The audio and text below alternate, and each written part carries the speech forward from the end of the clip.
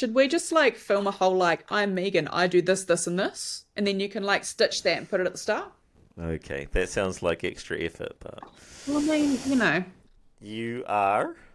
I am Megan, graphic designer, photographer, videographer, um, cat mum, somewhere behind me, um, and I'm the media and marketing manager for D1NZ. So wearing all sorts of hats, you could almost say, and then you cut it. I'll cut it there. I put the time down so I'd remember. Ooh, good thinking. Good thinking. So the first thing I was interested in is how did you get into the car scene? Um, I pretty much grew up in motorsport. Oh, So I grew up around GB hydroplanes and powerboats and things.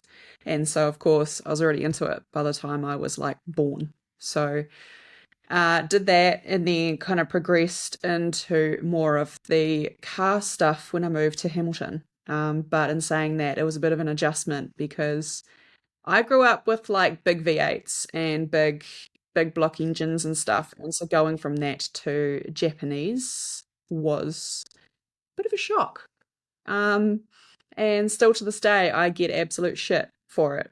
So it's still growing on me, but needless to say, it's growing and it's submerged itself. so when you moved to Hamilton, what part of the car scene did you get into? Mainly, I moved into Hamilton and worked at a sign shop called Red Star Signs, and that was where I got a lot of my training. And so that was designing, wrapping, all that sort of stuff on drift cars. So that was quite cool. And that was straight out of uni. That was three-quarters of the way through my last year of uni. And to me, that was pretty much nailing my dream job. And it was great. It was absolutely amazing. And I was there for a few years. And of course, naturally, I just met everybody through there, progressed into more of the photography side of things. And yeah, that's kind of where I am today, which is weird to think that little old Megan from a deer farm in Rotorua would be so heavily involved in a motorsport scene. So your foray into motorsport is quite recent then.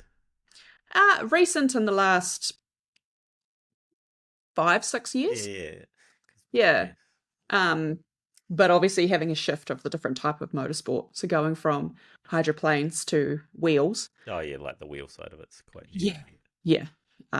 But the foundational like knowledge has been there, which has helped rather than coming in completely blind and not knowing left from right. Yeah. So you went to uni, Bachelor of Arts. Bachelor of Art and Design, specialty in graphic design. Um, What drew you to graphic design? well, I was in high school and I remember having the conversation with, I think it might have been my parents, and it was like, okay, what do you want to do? And I really wanted to become a photographer. I was dead set on being a photographer, and then got to the point where I did a bit of research and realized photographers don't make money. Um, Extremely hard thing to get into.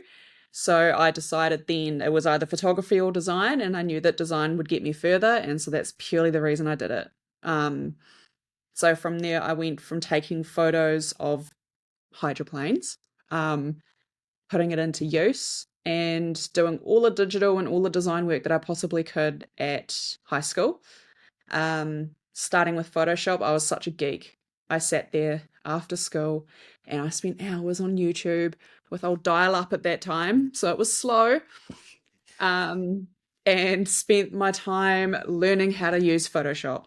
And when I say I spent hours doing it, I mean hours. Um, Creating all sorts of random bits and pieces. So mastered that, moved into high school, moved into graphic design as a subject, and that was when the likes of Adobe Illustrator came on my radar.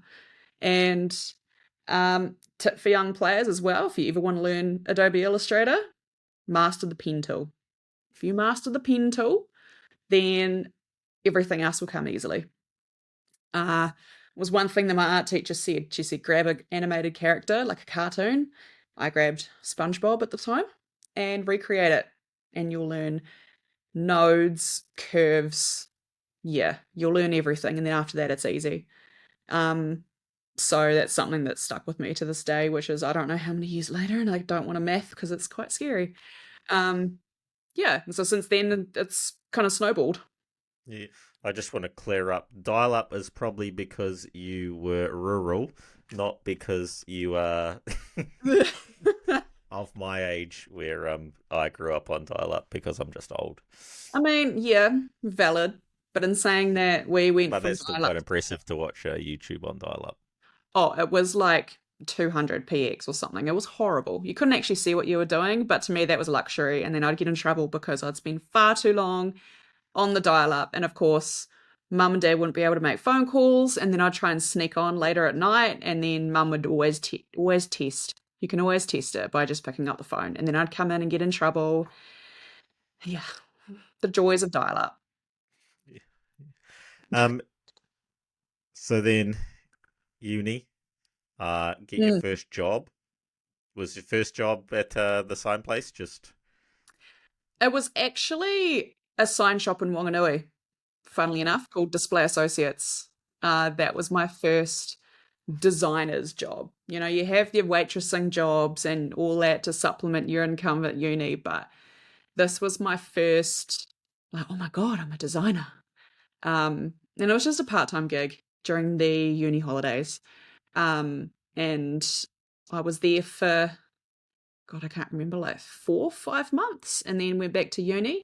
Um, and then after that, I was back at uni for a year, and then I got bored because uni is very slow compared to how I work, the pace I seem to work at. And so I was bored, I was looking for other opportunities, and then I was cheeky one day and I emailed Clinton from Red Star and said, I think the words were, I'm going to be cheeky and ask for a job. And sure enough, I had a reply that was like, come and meet us. And so I got him a little car and I drove up there, and then I was there for 3 years, I think. Um, so that was where I learned had a lot of my training there, which was quite cool. And I still use to this day, and I'll forever be grateful for. Um, so it's quite cool to see that progression as to where you come from as to where you are now. And uni was a major shift from university to real world. Major shift. And I think taking that step, if I had have gone from uni and had, say, 6 months of not working in the graphic design space and then got a job, it might have been a little bit harder, but I think it was nice being able to go straight from uni, jumping into my dream job at the time. That to me was like a huge accomplishment, and I was stoked because not a lot of people can do that. Not a lot of people can leave uni and go straight into their field of study full time. because they were doing, they were designing boat liveries and all that, cars, all sorts of stuff already. Yes. Yeah. Yeah. So it was actually Richard Lay, which is a blast from the past. He had a ute, and he needed it designed for, he was recovery for choice events with Guy Maxwell and Tony G and all the rest of it. So this feels like it was back in the day now. And yeah, he needed a recovery livery, and that was my first official like vehicle that I designed. And of course, he went to Clinton to get it wrapped. And so, of course, I looked at the profile and I went, oh my God, he wraps all these drift cars. And oh my God, it's such a cool place. And that was when I was super drawn to it. Um, and then it's kind of crazy how it's all just the small world, and it's not what you know, it's who you know, Yeah. as I learned very quickly. So when then you get into designing cars, Mm, do they teach the basics of that at uni? no, No. no. I remember I went to my lecturer one day and she said, she was going around the room and she said, so what do you want to do? And what area of design do you all want to do? And I said, oh, I want to learn sign writing. And she went, oh, like, what's that? And I went, oh, cool, cool, cool, cool. That's awesome. So I essentially before I got the job in Hamilton, I was teaching myself. And purely when I say teaching myself, I mean going on Google, going on Facebook, going on Pinterest, having a look. And at that time, it was when more was more. So it was, and that's why I enjoyed it to begin with, because it was very much like it was busy. So you'd look at a design and it would be chaotic. And you look back at all the Ken Block designs as well of back in the day, and it's all chaotic lines, chaotic colors. It's all intense to look at. And you just layer, layer, layer. You can, it's sky's the limit. And that's what I liked about it, because it meant that you could actually just keep adding stuff. There were no restrictions, and I found that quite fun compared to having restrictions on designing a book or a magazine and things like that. You're kept to tight margins and things like that. So that was when I grabbed that, ran with it. When I started at Red Star, that was when I started to learn the fundamentals about it. And that was also when there was quite a shift in how vehicles were looking as well. And so Clinton was telling me things like when you're designing a vehicle, especially if there's a logo or anything like that, you put that logo on there first, and then you put elements around it, because you need to see that logo first. If you design a car or a van or a ute or anything, and then you put the logo on last, it's 9 times out of 10 not going to work out in your favor. And that is purely because you need to design the car around your subject matter. And it's something that has stuck with me and that I still work to this day. And you can always tell when I get carried away without putting the logos on the car. And then I look back and go, crap. Cool, now this massive logo doesn't work on my cool design, or it ruins the design, or anything like that. And probably the only exception to that are stock cars. And I'm pretty sure any livery designer will agree with me that stock car design is the hardest because of the frickin' number. The Oh, yeah, number makes is me the a certain design. size. Yeah. So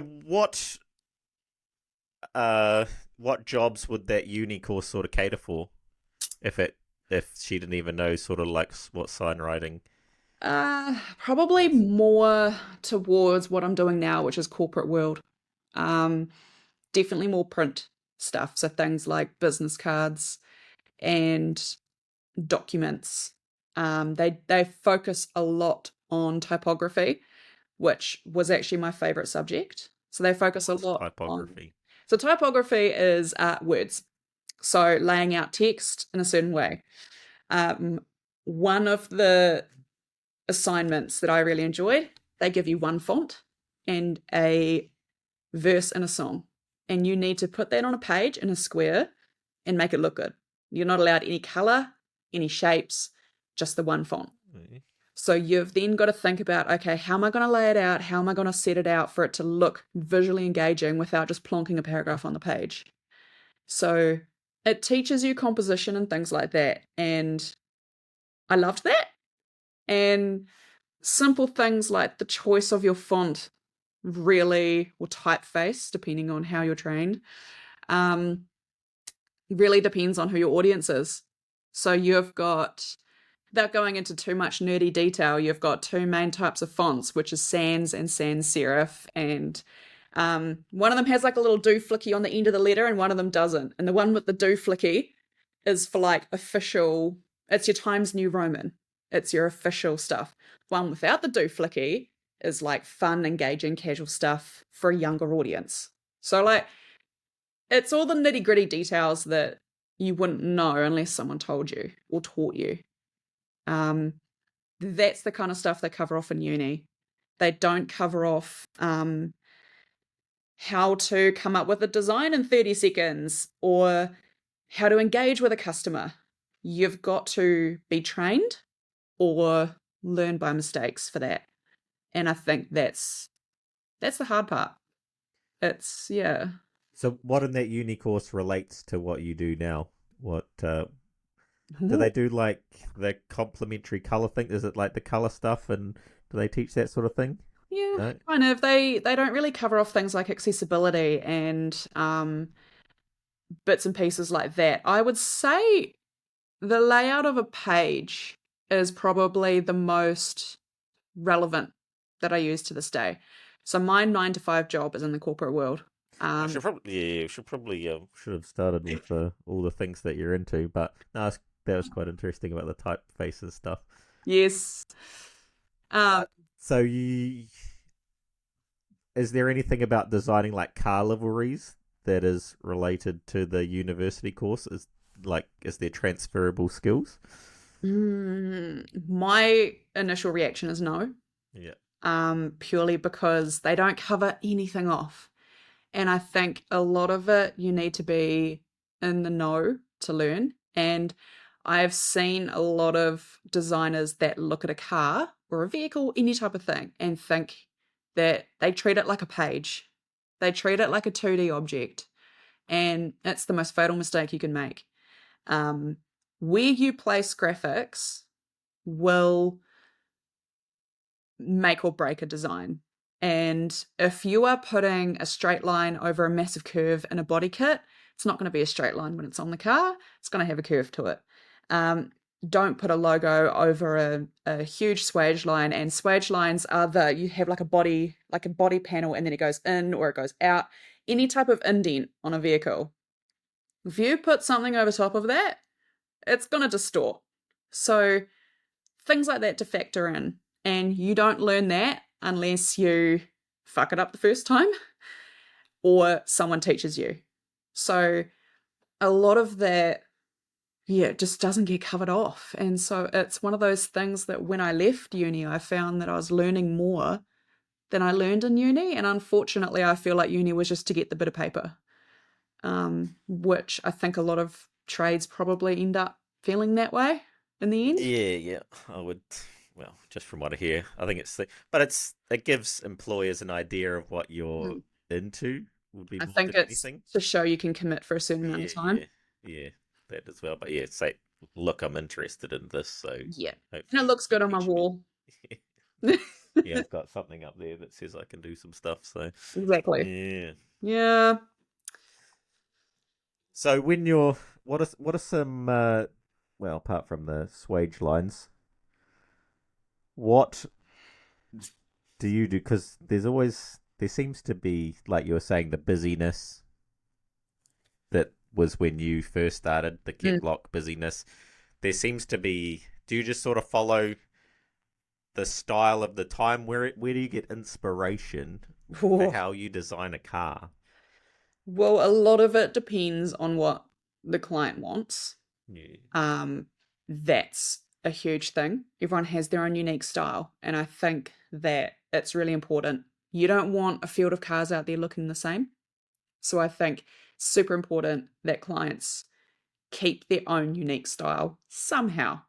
Um, when it comes to the likes of Adam Whitehead, his livery this last season with Pertec coming on board, it is very straightforward in the fact that because Pertec is such a big brand, it is, and it was a request from Pertec as well to have them look like fleet vehicles.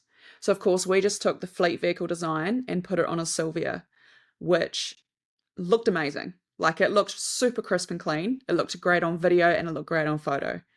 And that to me was pretty straightforward. Then you get the likes of something totally different who will come to you and say, do what you think looks good. I think that sentence there is not, I don't hate it, but it's one of those things where you think you have all this creative freedom, but you don't, because then you've got to go, crap, what looks good? How do I start? I generally go back and ask for, okay, what colors do you like? Do you want them a certain color? Who's your naming rights sponsor? Do they want their logo colors as the main color of the thing? What's the color of your car? Base color determines a lot, like a lot. One major thing that I try and say to people is you want a design to look good on camera, because coming from a photography background as well, white can be very hard to photograph. So That would be an advantage being a photographer and a designer, wouldn't it? We should probably mention that you're a photographer and a designer. yes, photographer, videographer, and designer Yeah. actually. Yeah, yeah. We probably should have said all the things you do at the start, but I could just put that somewhere, I'm sure. We Or just put that at the start. Um, yes, so creating liveries that look good on camera, not just in real life. Because when you think about it, yes, we have a whole lot of people there at events, but when you look at the D1NZ stats for live streaming and social media stats, online is where it's at, and digital is where it's at. So you've got to make sure that your car just doesn't look good in real life. What may have been like all the rage a couple of years ago um, has changed. Like there's been a shift. And I think with everything going digital, sponsors want to see the output on a digital platform. And we used to be into things like fluoro, back when fluoro was all the rage. Yeah. You've got metallics, you've got chromes, all of that kind of stuff. Yes, all of that can be really important, but it's also super hard to photograph and it's super hard to get on a screen. Even mocking it up in a design, it is super hard to try and reflect that chrome look or that metallic look. Um, and so I think that's where we need to almost shift into and I see it now, especially with over in the States and stuff, more into sort of showcasing the logos more than the actual design itself. And the design is getting pared back a little bit. Um, I know there was a rage going around or a trend going around where the design would be it was the Japanese flame design. It Yeah. would be reflected on the other side. So you'd have like one side was the right way, one was reversed. And I just sat there thinking if I was a major sponsor, I don't think I'd want my logo reversed because no one can see it.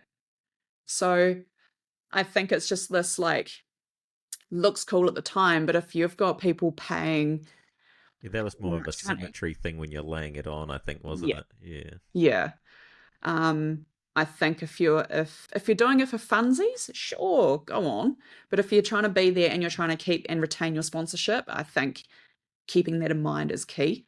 Because they're the ones that are essentially going to keep you drifting for that season, right? Yeah, yep. Do you think about the videos and photos a lot when you're designing? I do, Yeah, yeah. yeah, because I've been to many event and where I've tried to photograph a car, and it's just no matter how hard you try, it just is not crisp on that camera. And then especially with drift cars, when you're videoing and photographing them on angles with smoke, Yeah. do you take that into your design as well? Because often I see on like a computer screen, the computer screen with the basic design on there, and it's a bang side on Mm. profile of the car with the design and blah blah blah. But when you're photoing or videoing, you would never get it bang side on like that. So do you think about that when you I design? think when I think about it, I think back to when I used to either help the guys with putting the graphics on the car, or if because I do a bit, I do a couple of design applications here now in my garage. I always think about, am I going to get yelled at if I do this? Because if, like, the main thing I think about is you've got to make it straightforward to apply that design. There's a line between making it accessible, so visible on the track, and what's actually possible for the person putting it on the car. Things like wrapping a color around a bonnet, around a rear bumper, you've really got to take that into account because, that's difficult. And if that bumper is, depending on the body kit, it could be either really easy and it could just be straightforward, or it could be one of those horrific ones with a million different angles going a million different directions. Um, the other part of that is it does come down to the photographer slash videographer. It's kind of their not responsibility, but it is sort of up to them to not edit it. That's not the right word. It's down to how it looks once it comes off the camera too. And photographers, we shoot in RAW, so all the settings are open. So you can then go and you can edit your lights, your shadows, your black, your white balance, contrast, exposure, everything can be changed. So if you've got a white car with white grey smoke behind it, best bet go through edit that car so that you can actually distinguish the two. Sometimes you can't, but then sometimes that works in your favor because it's a nice creamy, especially the panning, it's a nice creamy pan between the car and the smoke. But I think there's some things you just can't avoid. And that's unfortunately one of them. And again, that comes down to paint color. If you can try and convince your driver to not go white, you're on the good track. Avoid white at all costs. It's yeah. Think about. Do you? Because there's definitely some cars out there that look way better than others. Yes. You know, there's some that. Yeah. How much? How much say do you have in ride height and rim choice? Do you inform this of them of the complete, like, you know, it changes a car so much on the ride height and the rims. When you are presenting a car, are you like... Fortunately, I don't get that much of a say. No, I think they would probably go like to a suspension setup, you know, thing. But, you know, if it was up to me, I'd be like, man, we got to have this slammed. Depending on the relationship we have, I'll just say it straight and say your rims look ugly, change them out. But if it's someone who I don't quite have that level of friendship with, I don't want to overstep the mark. But I definitely will go up to the likes of, say, Adam Whitehead or someone I've been designing liveries for years and be like, bro, look shit, because I can. And at the end of the day, you want to represent yourself, your team, and your sponsors the best you can. And if it means that you lower it like a little bit, if you can get away with it, then do it. Because you don't want to look like a rally car on a drift circuit. That's what everyone needs to hear. Yeah. Pin it. Take it out. Pin it. So you are more in the corporate design space in your day-to-day job. I am. Which is a lot to do with brand, what would you call it? Like brand management. Yeah, brand management, presentation. Corporate publications. Yeah, all the fancy stuff. All the fun stuff, they say. But you're also bringing that to motorsport people? Trying to, so they can understand branding and all the rest of the things? Yes. It's quite a big thing that I think is almost lacking in the New Zealand scene. And so that's why I'm trying to help out drivers and teams with presenting themselves to their best ability. A few drivers have it nailed. They've got it great. They have unlocked the key to it. But I'm really keen to help out some of the guys who are flying blind. And it's just something that as simple as a great sponsorship proposal goes a long way. And if you are looking to land some big names, then your presentation is what's going to get those names. So it's... One of the reasons I started like doing this thing is to try and like all my thing is to try and elevate the New Zealand, share a bit of information between everyone. But whether it's, you know, a graphic designer or the video people or the photography people or a fabricator or a driver or whatever it is, just share a little bit of information so everyone can like raise, you know, get a little bit further, a little bit easier. Yes. So, you know, your expertise would be in obviously the design. Yes. And maybe a bit of branding and stuff. What do most drivers or most teams get wrong when it comes to like branding their social media? For like when it comes to sponsorships and social media and definitely.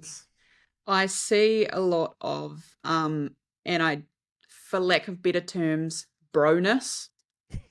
The boys doing it for the boys. And that is what I almost cringe at. What do you call broness? Oh, going on and saying onto your driver's page. Don't throw too many people under the bus here, but no. No, going onto a page with a photo of the car and being like, the bro put me on the wall, but I'm always up for sponsors. Hit me up at skidboys69 at gmail.com. No, no, no, no, no, no. Um, you've got personal social media pages. Be a bro there. I think if you are going to go, especially if you need some big name sponsors and things like that, they are watching. They will go onto your socials and they will have a look. And if there are people that are quite high profile brands, they will quite likely have brand managers, marketing and comms teams behind them who are constantly watching what you're doing. And they want to have their brand represented at the highest level as they possibly can all the time. And I have seen some very extreme brand management in my career, and I've seen some very relaxed, very easygoing brand management.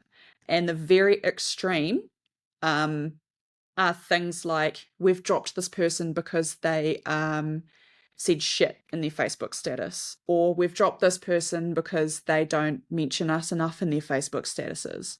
So things like that are quite important to always keep in the back of your mind as to a lot of people are watching.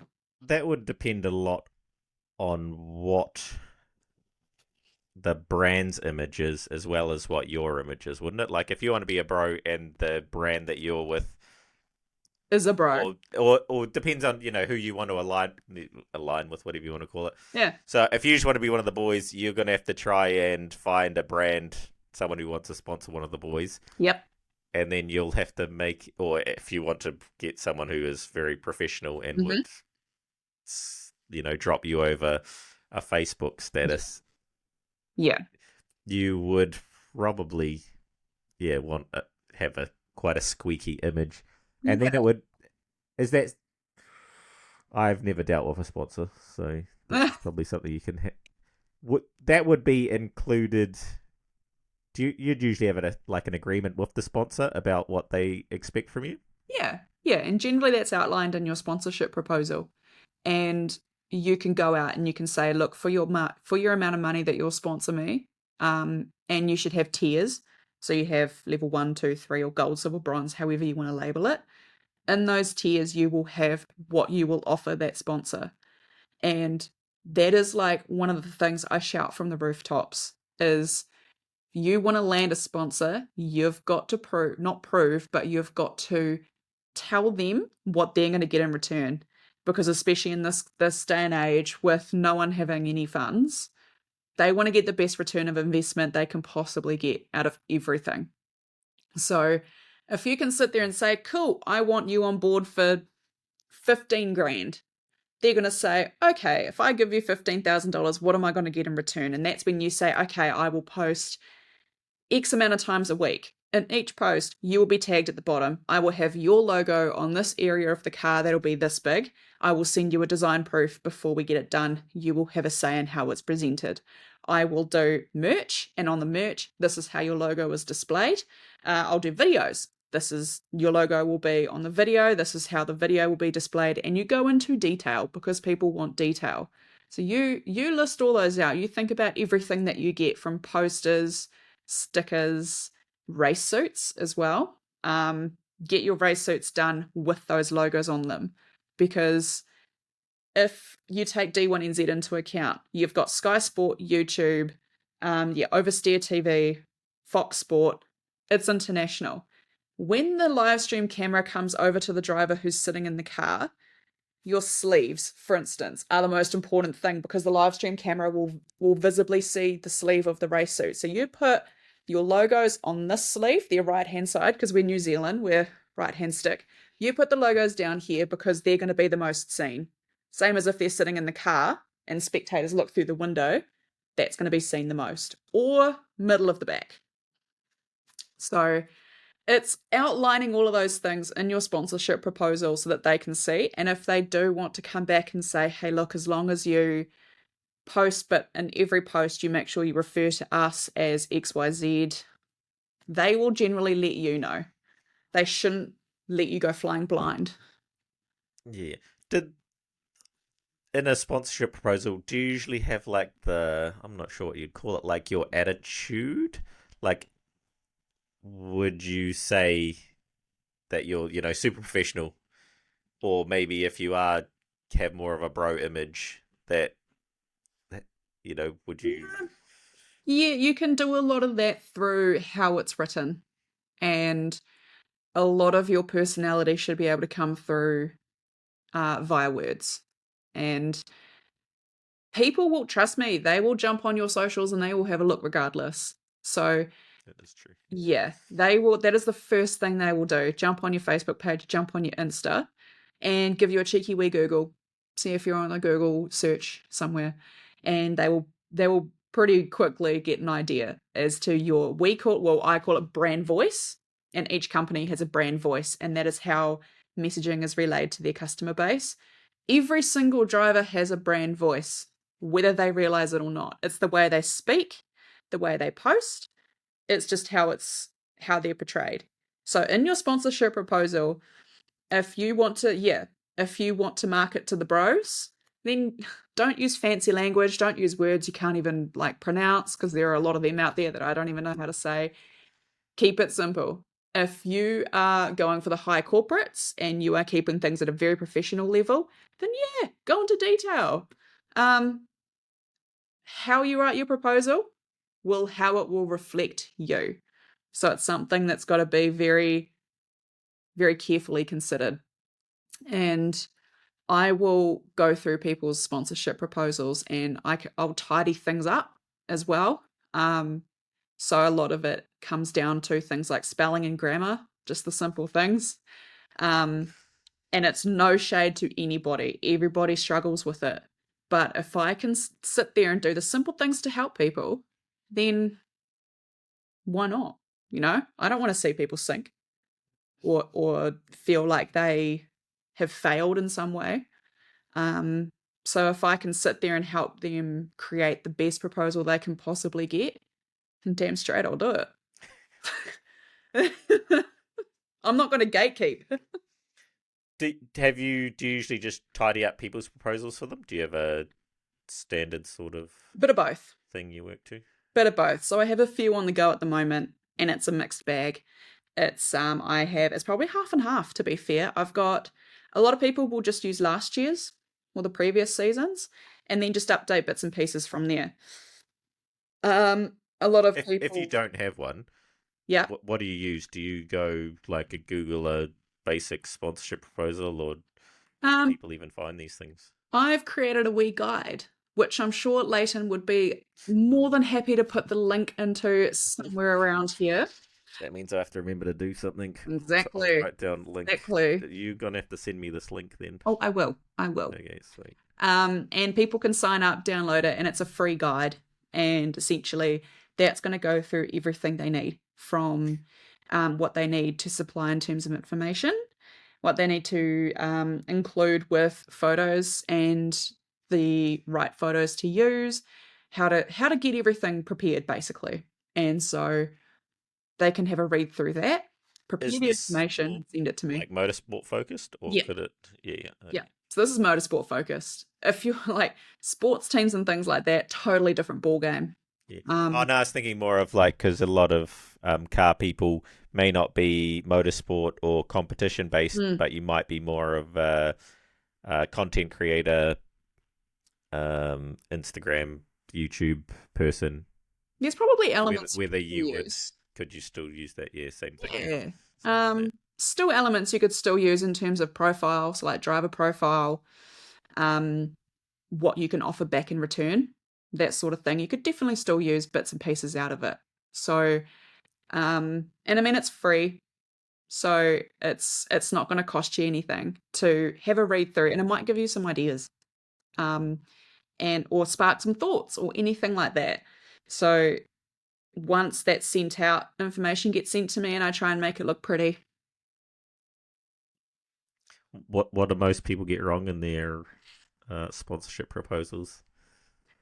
Saving photos off Facebook, man. Oh, it's just quality Oh, of the photos. so backstory: as soon as you upload a photo to Facebook, Facebook instantly compresses that and compresses it down. So as a photographer, when you're uploading an album to Facebook, if you export it out as a high resolution image and you open it up on your computer and it's crisp and it's clean and it's beautiful, you upload that to Facebook. Facebook looks at it and goes, ooh, it's over 1 MB. I'm going to compress it to like 50. And then that way it goes, and you lose a whole lot of quality.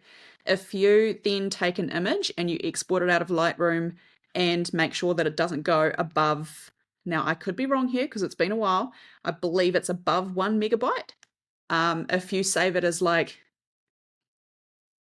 I don't know, just below that, that will upload as a high resolution image because it's not, it, Facebook or Meta decreases things far too much as a safety precaution. So if you grab a photo off Facebook, again, that's compressing it a second time. Not only that, but you'll more than likely have the photographer's watermark on there as well, because I know what them drifters are like. So then they will download that as well and put that into their sponsorship proposal. So not only is it super, super pixelated, but you've got a watermark on there, which goes to show you've just saved it off Facebook, which could be a bit of a red flag for a sponsor. But also, too, buy the damn image. Like, it's gonna benefit you in such a long way. Buy the image, chuck it on a canvas. Like, so that's probably the thing I see. You don't want to open up a sponsorship proposal and there be blurry images all through it, because it's not a good look. And also too, like, drivers should be proud of what they see in a photo. They've got the car, they've put the car on the track, they have done God knows what to get to that point, worked late nights, they've forked out their own money, they've done this and that. Be proud of it. Like, showcase yourself. It's probably quite a Kiwi thing, though, not to, to be, what is it, nonchalant about everything, but like, it's good, it's whatever. Yeah. But I mean, come on. Just, you've done a lot to get to that point. Don't sell yourself short, because, yeah. And then it might reflect on the quality of product that you will return to the business. If they see a low quality proposal, they might think they're going to get some low quality returns off it, I guess. 100%. And the likelihood of a business seeing, especially if you're going for the higher up businesses, the likelihood of them seeing lots of sponsorship proposals is very high. So in that case, you also want to stand out above the rest, and you don't just want to end up in the deleted folder or the thanks, we'll get back to you folder, and then you never hear from them for years. And the sooner that you can grab a sponsor and hold on to them for a couple of years, that's great. If you can get that sponsor to come back on next year, your life is going to be so much easier. Does anyone do like their motorsport team have branding when it comes to like logos and colors and keeping everything, what do you call it? I can't even get the word. Because when you think of Coke, you think of like they've got their logo and their colors and their the drivers' teams ever do that sort of thing? Not to the extent of the likes of the big corporates, or not that I've personally worked with. I have found that a lot of drivers are pretty flexible, which I think you need to be. Especially when your design goes on the car, I think the biggest struggle and the thing that just doesn't quite work on a drift livery is if you are working with logos and sponsors that want their sponsor colors, it can get messy. So for example, if you have, I'm just going to take Jordan Grant's livery, for example, because it's a black S14 with gold, like leopard print on it. And if you were to take, so black and gold, if you were to take all of his logos on the side skirt and put them in the original logo colors, you would have black, gold, blue, green, red, all the colors under the rainbow. And that's really messy. That can give off the vibe of they've just come on board and slapped their sticker that I got in a magazine on the side skirt. So it's very, finicky. If you can, the colors of the sponsor logos should represent the livery. Like they should complement each other, not fight each other. And I think that's where if you can create a brand for a team or a driver that can be flexible in that way, it's super important because you're not working with just a poster or just a flyer. You're working with a ever changing Yeah, I guess if thing. you had your own like team color sort of thing, Yeah. then you'd be restricted to who you'd be able to work with anyway. Yeah. If because I know some brands do not Mm, let other colors, yeah. Yeah. even if it looks close to their color, if it's not their color, then it's a no Mm-hmm. go. And they will check. Yeah, They will check. you're another person that has quite a few Oh, I've got everything. I've written down little. lists even. Oh, have you? Oh, Ah. yeah. Because I was like, I was trying to. I don't even, I'm not very good at organizing things, but you've got D1 and you've got photography and you've got Oh. videography and you've got design and you've got, Mhm. a few things going on. So I was, yeah. Yes. Because even that, all the design stuff is Yeah. still very interesting to me. I'm like, Mm. oh, that makes sense, and this makes sense. So, Yes. I'm trying to absorb things and Yeah, see yeah. what my brain comes up with. Can Yeah, but Well, we could go down the route of social media tips. So I could oh go yeah, down that would social actually, media tips yeah, for drivers. because And then I'm quite biased in that, but I feel some people don't do the best no, jobs of exactly. even not for sponsorship, not necessarily. Well, I guess Just in sponsors would general. look at it anyway. Yeah, just in Yeah. general, in engaging ways and interesting ways of Yes. putting their personalities online. Yeah, yeah. So we can go down that route. And then I've also got a bit of chat GPT caution notes. And then maybe once we cover all of that off, I've got some things signed off by Brendan that I can talk about. Nothing too saucy because I'm kept on the lockdown, but Yeah, yeah, some things that I can say. yeah. So, um, but yeah, whether you wanted to lead Yeah, off we'll go section. down the social media. Yes. Yeah. Okay. Did you want to like What are your ask a social question media to pro Brendan? tips? Oh no, I'm just gonna leave all this in. Oh, totally. Make it Oh, happen. great. Yeah. Perfect. Yeah. Um, social media tips for drivers and teams. Um, Even if you're not looking for a sponsor or you've got all your sponsors and they're more than happy with what you're doing, the one thing you can consistently do and keep posting, especially in the off season, no matter what you do, just post. Um, it's not always about how many likes you get or how much engagement you get. If you stop posting, especially in the off season, you lose that algorithm spot. So if you just post a photo, um, the next time you're out pulling your engine apart, time lapse it. Please don't put the full time lapse up, but just parts of it. Um, Time lapse it, put a cool song over it, put it in your Instagram reels. Just stay on top of it. What's the latest song we should be hitting, Megs? Ooh, ooh, see, it changes every day. Ooh. Have you heard that new one from what is it? Scornful Woman from that Richmond north of Richmond dude? Does not Ooh. sound like my mum music type at You're all. not But into yeah, the okay. yeah. I listened to it this afternoon. Oh well, Mm. it's the whatever his name is, Oliver Anthony. His missus broke up with him, and he's a Oh hurt yeah. man. Oh no. Pulled out a new song. I mean, I Okay, hear that no. Ed Sheeran's doing a country album now, so watch out. Okay. Again, I got the finger on the pulse of the nation. Mm-mm.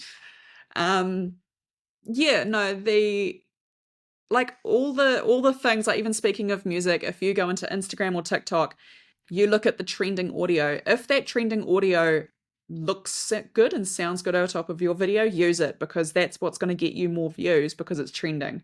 And algorithm, I think in Instagram from memory, the algorithm is only about 50% AI generated, and the rest of it is natural progression. So if you can leverage off that, that's great. So but in saying that, the opposite side to that is just because it's a trending audio doesn't mean that you should use it. If you look at it and the trending audio does not match what you're doing. If you are doing something like pulling an engine apart or doing something that's, that kind of themed, and then you put a sad breakup song over top of it. I mean, unless you're breaking up with your engine, Yeah, well, I was gonna say that. but then you got to lean into that with your caption. Yeah, So yeah. it's complementing each other in that way. Um, the other thing is hashtags are kind of, I don't think they're as big as they were a couple of years ago. I remember a couple of years ago you had to have like half a page of hashtags on Instagram. Yeah, yeah, I used to roll that. Yeah, My TikTok lady, to be fair, my TikTok lady told me 4 hashtags. yeah, you don't want a lot. Um, and generally, a lot of people will go for trending hashtags too. Everything trends. So that's the thing that social media has created. You've heard about fast fashion and all of that. I feel like there's fast social media too. Oh, It's yeah, 100%. every day it's something different. So you've got to choose the trending audio, the trending hashtags, and the trending themes. Um, and then the trending trends. So, you see things on TikTok and everyone's going on a trend. So again, that'll get you views though. If you do a trend, that'll get you the views. I don't know if you've seen the NZ cheap cars Nah, trend. no. There's some dancing dude or something on there. Eh? Yeah, Someone commented on one of my things and was like, said something about that, and I was like, I have no idea what you're talking about. But that's great. It's fantastic. But I am quite sad because they were paid dancers. yeah, yeah. I was a little bit sad about that. But jumping on that, it gets you the views and engagement, and that's one thing you don't want to lose is the algorithm. So I was listening to a course a couple of days ago, and they said that it only takes 20 seconds of being brave to hit post, and who cares if it doesn't get 100,000 likes on it or anything like that? Who cares? It's if you're worried about being judged for that sort of thing, they were very clear in this course of the people who are going to support you don't care how many likes you get on your photo of your car or your build or anything like that.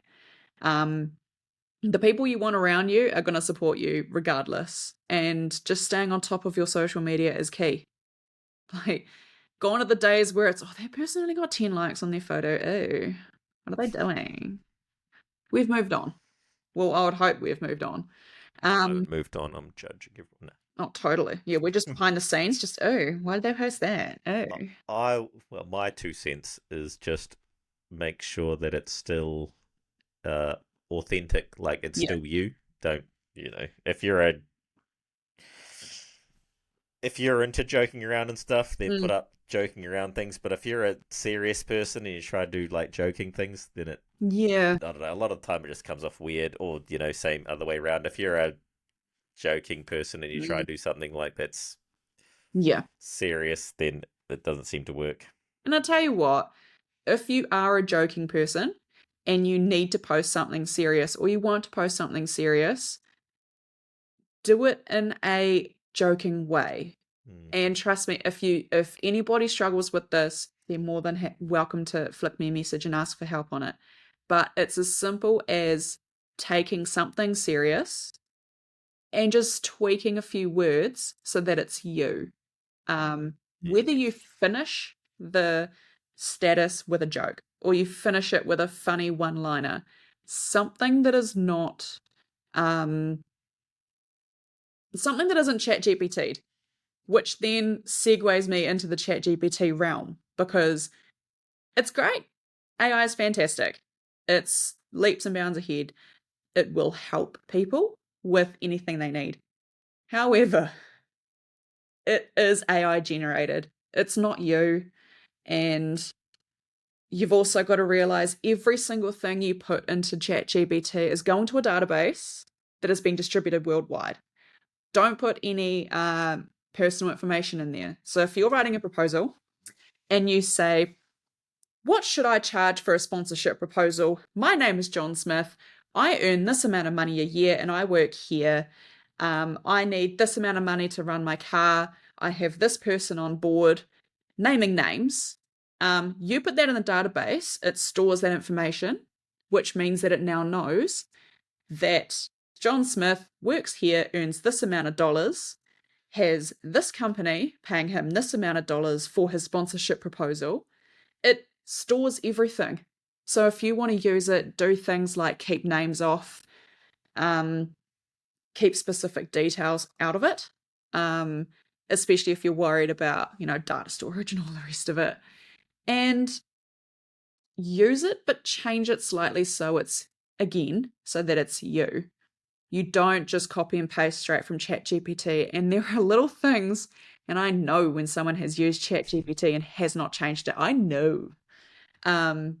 Little symbols they put in there, and little, instead of using the word and, they put little ampersand, which is a little symbol, and things like that I'm sitting here and going, yeah, you've ChatGPT that, especially if it's not their voice. If you look at something and go, you didn't write that. Or you sit there and go, you don't know the meaning of that word. Why did you put that in your status? It reminds me of school. Yeah.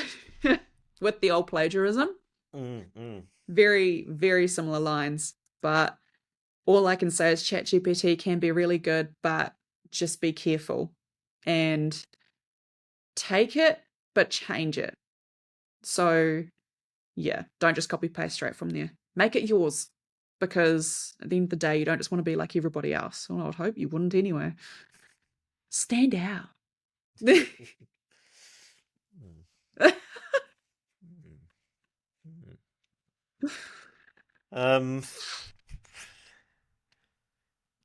What else they do on the social medias? I think. Well, I don't know if it's specific. That's just a people thing in general. Like a lot of people, they think things aren't worth a post, so they put them in their story. Where, if businesses are going back into your thing, the posts stay around, whereas the stories don't, so they can't see all these things that you've done and have posted up. Yes. And they aren't there. Yeah. It's one of my things. Just instead of making stories all the time, maybe just make one a post. Or if you really want to put a story up, save it to your camera roll. So before you put any text over top of it, and really important to remember, before you put any text, any music, anything, snap a photo with the story and then save it to your device. Then put your caption on and post it. That way you have two uses for that content. It's not just a one-time thing. If it's, say you arrive at Bay Park and you want to say that you're at Bay Park, sure, just grab your story, snap a photo of the sign, that's a story. But if you got on podium and you want to put it on your stories, snap a photo, save it, then put it on your stories, because you can use that later, even in the off season. Same with video. So I have a whole lot of video saved from Adam's season, and I'm intending on, when I get around to it, because I'm pretty hopeless these days, I am planning on giving him that content so that he can use it in the off season. And it's just snippets of GoPro footage, random bloopers, random bits and pieces, but don't just discard it. Same as D1NZ, I have a whole lot of content sitting there on my camera roll that I'm intending to use in the lead up to the new season, because it's good content. And just because it was from last season, it doesn't matter. No one cares. And it's one way to make sure that you still have the content for your social media pages. And don't focus too much on Facebook. Facebook's dying. You heard it here first. I'm old. I know, but nobody uses Facebook these days. Everyone's all on the gram, or the talk, as I call it. Everyone's shifting platforms. So start to think about image-based rather than text-based. And yeah, no, it doesn't have to be anything too serious. Just bloody, I don't know, post up whenever you're feeling like a bit of engagement. If you put a poll up, say, what color should I paint the car? Or what wheels should I get? Or anything. Just put a poll up. Put up a little, if people can engage with it somehow. So if you want to put a story up, there's like a little slider you can put for people to like love heart it or something. Put that on the photo, because if people do that, that counts as engagement and that boosts your viewership. So simple little things like that, if you can somehow get someone to tap in some way, then you know, Leighton. Oh, sorry. That's for Tinder or Okay. Grinder, depending on what you're into. Um, yeah, if you can get someone to engage, then you are achieving somewhat of a goal. Okay. Okay. Um, what other interesting things do you think drivers need to know? Or Let me consult my notes. Hmm. you have far more notes than I do, I guarantee you. Um, Paid posts. Sorry, Oh, my cat's in the background. Um, don't just throw money for shits and oh, like is this like when you pay to boost your post? yeah, yeah. Um, just because you can doesn't mean you should. And it's one of those things that you'll end up just wasting your own money if you just upload a photo of you at a track day and then boost it. There's got to be some sort of, we call it call to action, or CTA for an acronym, because everyone loves a good acronym. This sounds very We're professional. getting technical. I am of the belief that if your post is good enough, you probably won't need any boosting. Yeah, I think you've got to have a purpose for boosting it. If you, okay, good example. You've released a new merch line and you want a lot of people to see it and a lot of people to buy it. You upload your post, hopefully using Business Suite instead of the normal Facebook. On Facebook.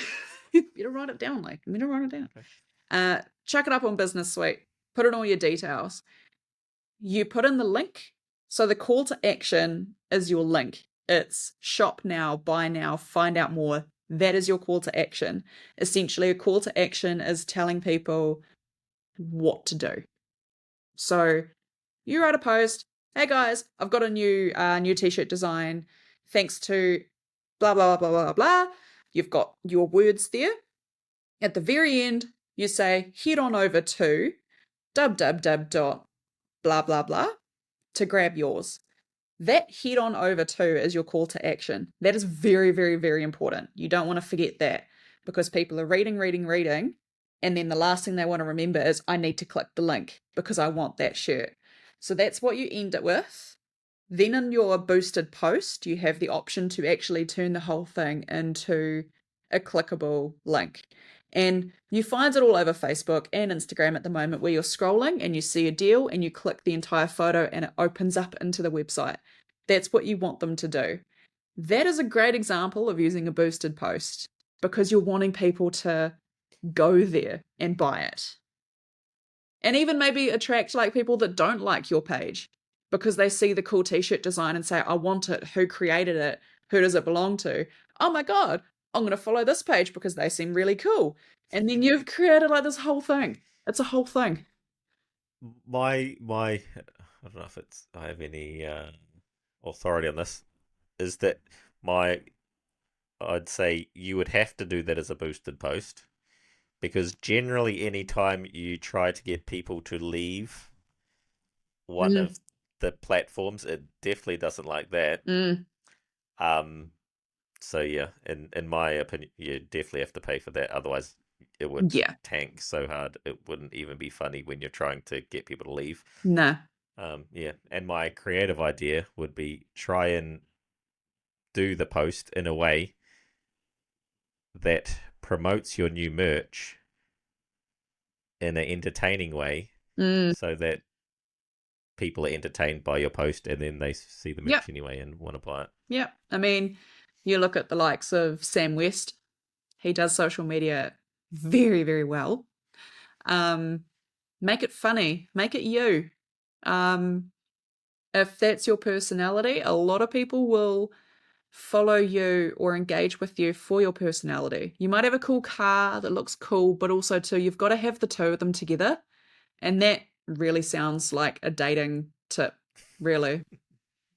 Um, But it totally is about showing you through it. And if you do want to have a random video of someone running through a field wearing your t-shirt, running away from Slasher or something, then do it. Or if you want to just pare it back and share the link, do it. Like, it's all up to your own personality. If you want to try and get around the whole algorithm taking you off the site thing, post your link in the comments, because it won't recognize that. So you can post it and say link is in the comments, and it'll be the first comment that shows up. So that's a way around the algorithm issue. However, if you're on Instagram, you can't post clickable links in the Instagram. No, you could have that link in the bio. Link in bio, and make sure that you have that link in the bio. And you put a little spicy icon in front of that, and then people just get excited and go there anyway. Oh yeah, exactly. Do what the old TikTokers do if you really want to get fancy and do a link tree. But that's more like, if you ever hear someone say, you need a link tree. Yeah, it's for people like Leighton over here, who's a famous, live streamer and now podcaster.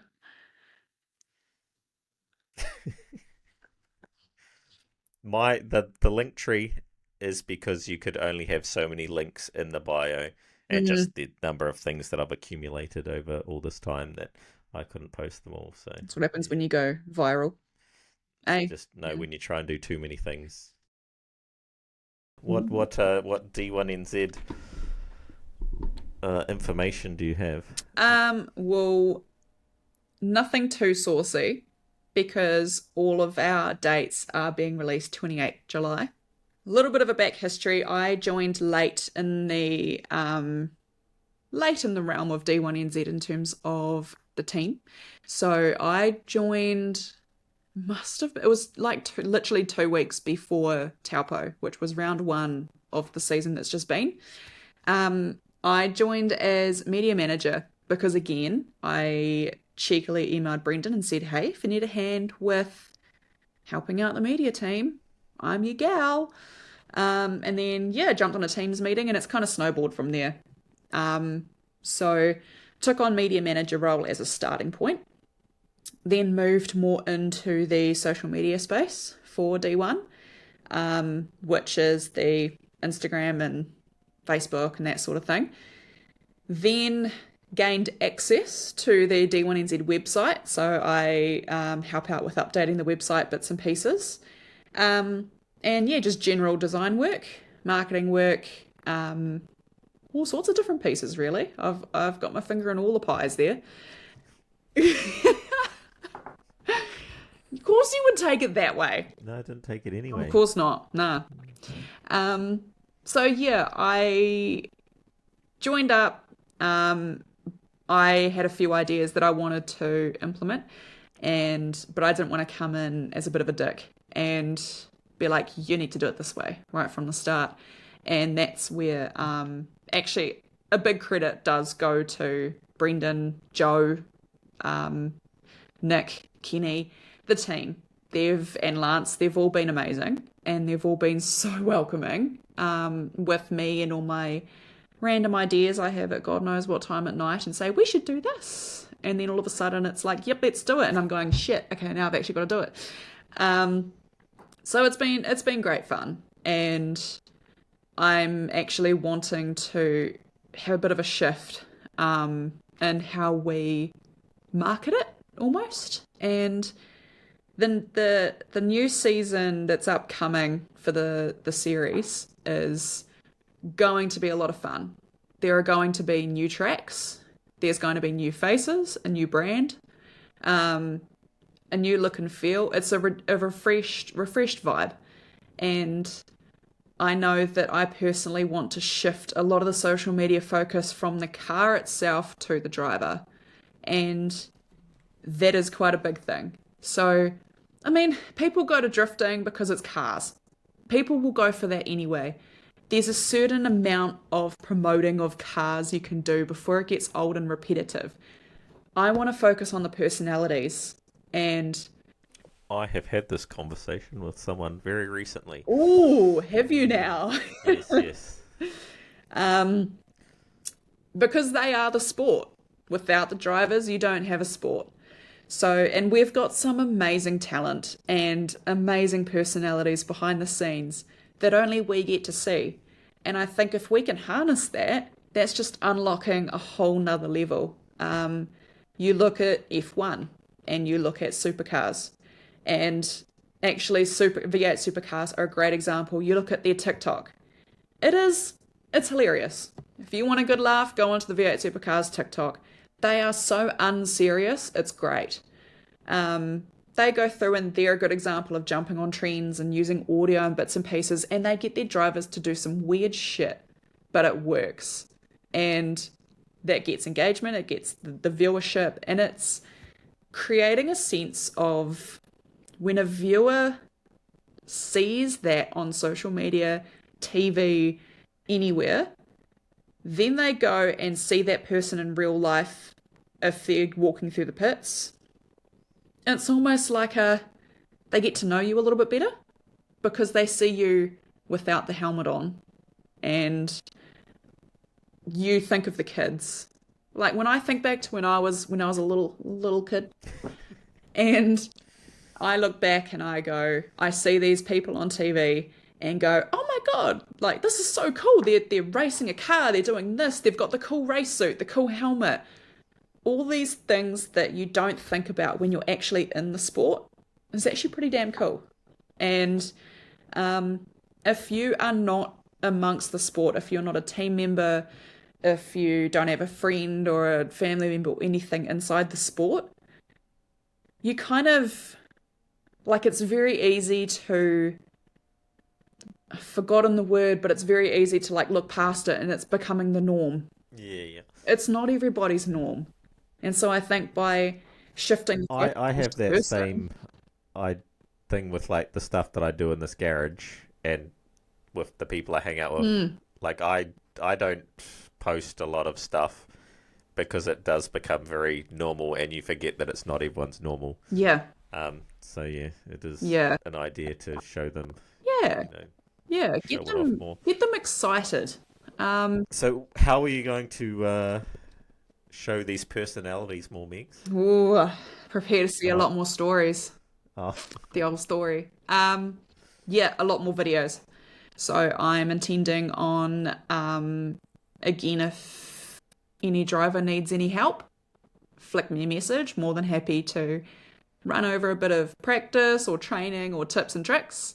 But expect to see me walking around the pits, getting annoying, basically. I'm going to say, all right, I need you to come here and I need you to come here and I want you two to have a conversation or answer these questions. It's going to be a lot of face to name stuff. Yeah, so a lot of video, a lot of reels, a lot of stories, driver profiles. So I'm intending on lifting up the level of driver profile in terms of on the website and driver releases and things like that. So it's going to be a whole new look and feel to how we will be releasing each driver, and it's going to be pretty damn exciting, actually. It'll be the look forward to the first few of them with the level of awkwardness that a lot of these people will bring. And I've seen a couple already, and yeah. But let's lean into the awkwardness, right? Yeah. Well, yeah. There's only one way to get less awkward. Exactly. When you spend a lot of time talking to a camera, you get slightly less awkward. Well, I think one of the tips I had was you feel like a dick the first time you do it, but when you're doing social media stuff, whether it's vlogging or whatever, go over the top, because then you look normal. If you talk to a camera and you're just kind of a little bit like this and you're just kind of casual, it then looks awkward. But then the piece of advice I got was really accentuate yourself and really go out there and you start to look a little bit more normal. I think the accentuate thing is more for overseas, because I feel like I can't remember who I was talking to. I was talking to someone about this like quite recently as well. Is that New Zealand, especially me, like I'm very one level, like all the time, and so it's normal when you see a lot of these people talking, you know that that's them. But for someone who doesn't know them to see, Mm, I'd say more overseas, because I think it's a Kiwi thing. I'm not sure where I got it from or anyone gets it from. But it would just seem more relatable to overseas people to actually have some, mm, variation in your voice and a little bit of excitement and all yeah. that sort of stuff. Because heaps of those dudes are just like, oh, yeah, it's all good. Yeah. Blah, blah, anyway, when you meet them. So Yeah. it doesn't sell well on the internet anyway. No, no. And I think it's definitely the Kiwi way of Mm. playing yourself down. It's Yeah, definitely yeah, the Kiwi way. Um, yeah. So no, it's going to be interesting to see what the new season brings in terms of that and lifting the game a little bit on the social media front because the series itself has so much potential and the drivers have so much potential and there is still so much room to grow and there's still so much that I want to do but I just don't want to overwhelm people so I'm trying to do baby steps here, baby steps. yeah. Because I was talking to Isaac Yes. on the other one, and we were talking about the personalities Mm, that are in that field, mm, and there's a lot of like very entertaining personalities mm-hmm. that don't get captured well. No. That you could, would be very entertaining, Yeah. And that, but it would be capturing them like in a natural way. yeah. Because as soon as it comes to being a recorded, like Mm, do this now, there's when they get yeah. a little bit odd. It's not You have to get genuine. them in their natural environment. They're like lions. Ooh, ooh, Mm. nice, nice. Um, and that's where, like, a great example of that is it was Mount Smart, and it was Michael Thorley's interview with Keske, and that was, and if anybody hasn't seen it, jump on YouTube, have a look, because that was so unplanned. It was hilarious. It was both of them joking and bantering with each other, and both of their personalities were shown. And I think instead of saying to somebody, pulling them into a separate room and trying to get them to show their personality behind a white wall or anything like that, it's just not going to work. You've got to be, you've got to be there in the moment. Nick was another one who would manage to grab the video of the trophy cutting at Taupo, Oh which yeah. a little bit of backstory there. We had a tie for third place, and so I believe it was Dave Steedman and Connor Halligan tied for third, and so they shared a trophy.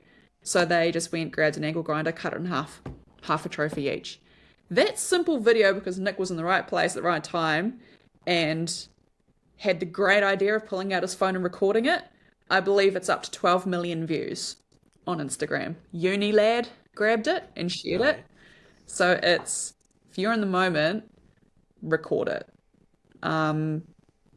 Just don't do it too much in people's faces and get annoying because I'll be that annoying person. I'll I do think that you just job have to for have you. the right person Yes. for the people. Yes. Like it might not be the same person for everyone, to capture the good moments. Like and maybe it would require like talking to the teams and say, hey, Mm. maybe you have a person that does do a bit of recording. Yeah. Because instead of helping change a gearbox or whatever, there's a dude doing some recording. Yeah. Because sometimes Yeah. some people can have an extra person on the team. I guess some people might not be able to have that luxury. Yeah, that's true. But The it is something that I found that if you do have a crew member who is comfortable or has the personality for it or anything to get on camera, use them. Just because they don't have your race suit on or your helmet on or anything like that doesn't mean that you can't use them to your advantage or harness their personality in that way. And I see that a lot, like the JDM boys, JDM racing boys do that a lot. It's not just the drivers that are the personalities, it's that whole damn crew.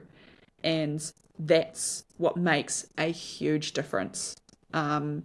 And you can just see it. You walk past their pits and they seem to always be having a good time. And that is what portrays on the screen as well. So, yeah, the driver isn't the only one that has to be on socials. Watch out, guys. what other changes do we have under Meg's watch on the D1 front? Oh, well, obviously, I can't disclose too much information until the 28th of July. But yes, there will be some new tracks in the mix. So that's rather exciting. I'm not going to tell you where and I'm not going to tell you when Right, no, I just because people are going to have to tune in and follow all the socials for that.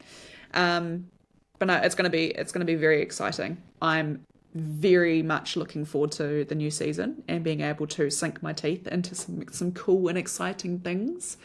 Um, we've obviously got Full Lock Fridays going on in the background as well. So that's going to be running for the next couple of sessions. That's every fortnightly Friday at Bay Park. And it's just a fun way of, if you've always wanted to drive at Bay Park, now is your chance. Like, hint, hint, Leighton. Hint, hint. no, that's not. Come on. I do not have the desire.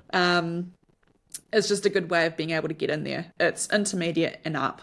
So unfortunately, if you're a total beginner, you can't enter. That's probably a good idea. Yeah, yeah.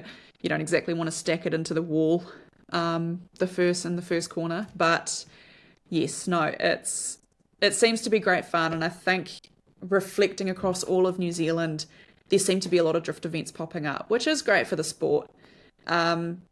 I am just a little bit concerned that there are starting to become a lot, that it's getting quite hard on drivers' pockets, almost. Like I almost feel, let me reword that.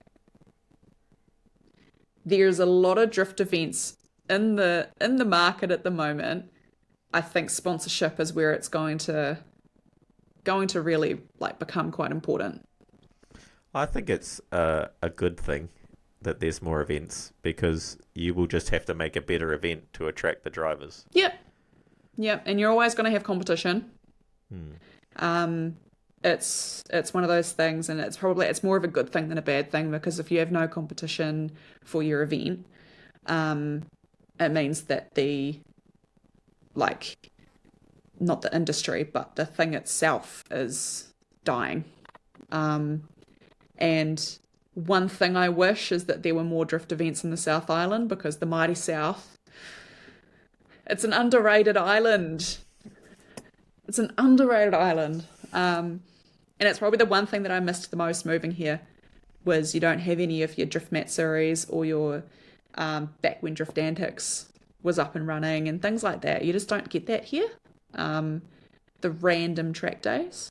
So, and there are reasons behind that, but it's just one of those things that there are some amazing builds down here that I think, yeah,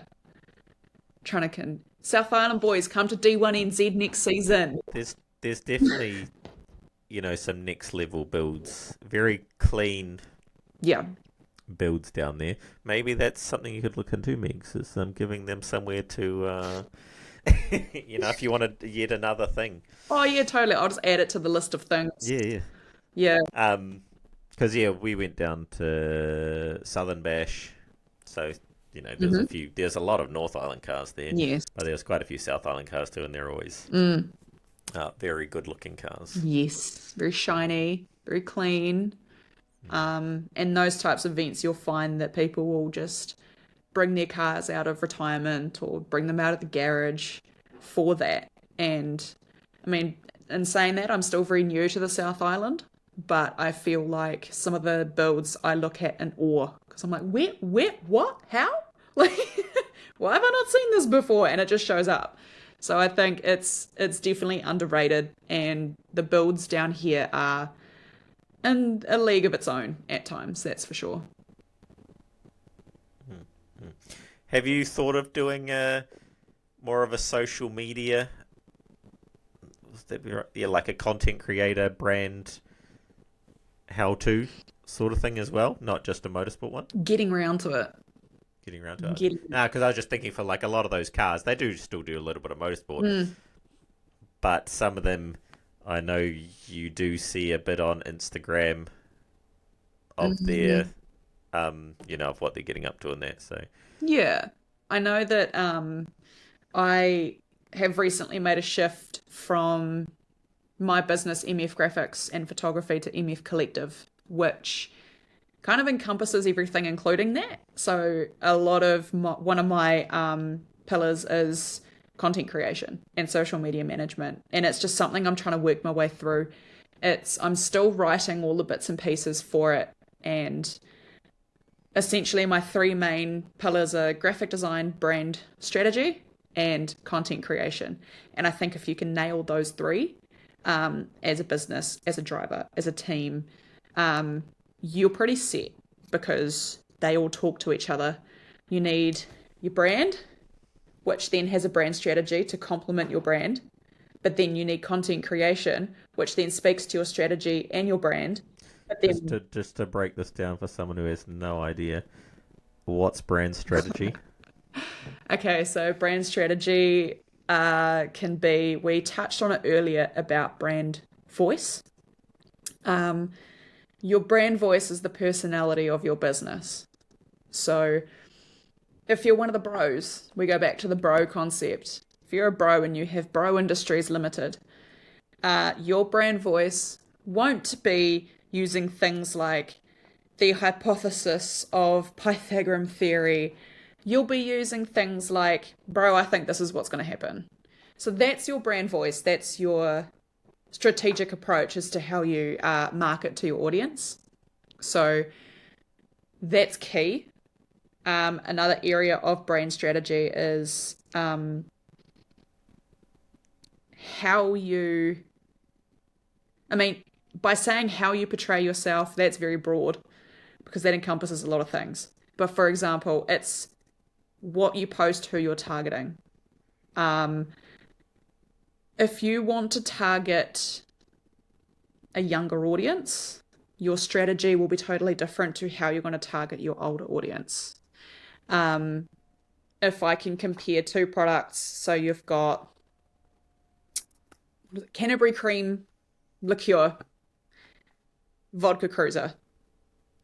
Yeah. Mm, Okay, yep. So you've got two totally different markets. Mate, generalizing here, general comments. Two totally different markets. You look at the marketing of that. Brand strategy for Canterbury Cream. Relaxed, easygoing. It's something you have after work and before bed as a relaxer. It's the alternative to a cup of tea. Vodka Cruiser. Let's get it. Let's go out. Let's fucking go clubbing. Let's get wasted. Topol Matsuri, that's what Yeah. Cruiser says to me. Like, let's just, yeah, two totally different things. You're not going to say, enjoy a vodka cruiser before bed. It's a nice, nourishing way of relaxing, are you? So it's. I'm just thinking, because I guess it sort of is. I was just thinking, like, strategy doesn't, like, in my brain, I don't know if that's how I'd define. That's more of a. Is that more of a brand voice? I don't even know, but yeah, like I don't know. That's probably why I have difficulty even understanding what a brand strategy is, because a strategy to me is like the way you're carrying out It's different objectives or something. it's very much The way you're going to do things. yeah, it's all about communication. That's the thing. And it does come down to communication. It's very much like and that's where your brand voice and that all comes in as well. It's how are you going to talk to your audience? Because you don't want to be a brand or a person, and I'm trying to relate it back to drivers as well. You need to know your target audience as to who you're going to talk to, because otherwise you're literally talking to a wall, or you're shouting at nothing. You're shouting at a roof with no. Because you guys, like D1NZ, would have a fair idea of their Yeah. demographic. Yes. Is that available for drivers? The Do you demographic. share that? Yeah. Do you guys share all that information I mean, with them? I'm not going to gatekeep it. Yeah, no, I was just but wondering if that's like something, because I they might not even know. I think it's easy in the fact that the key demographic for D1NZ will be the key demographic for a driver, because I think it's the same sport. People are there for the same reason. The only key difference may be that people following a driver may be your auntie from Australia or your second cousin who follows you because they recognize the name, rather than someone who loves drifting, loves your car, and wants to be involved.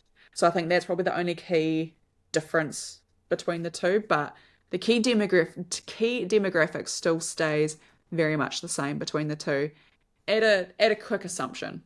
Um, because that would be like saying, okay, what is the key demographic for the All Blacks versus the key demographic for the Crusaders? Yeah. What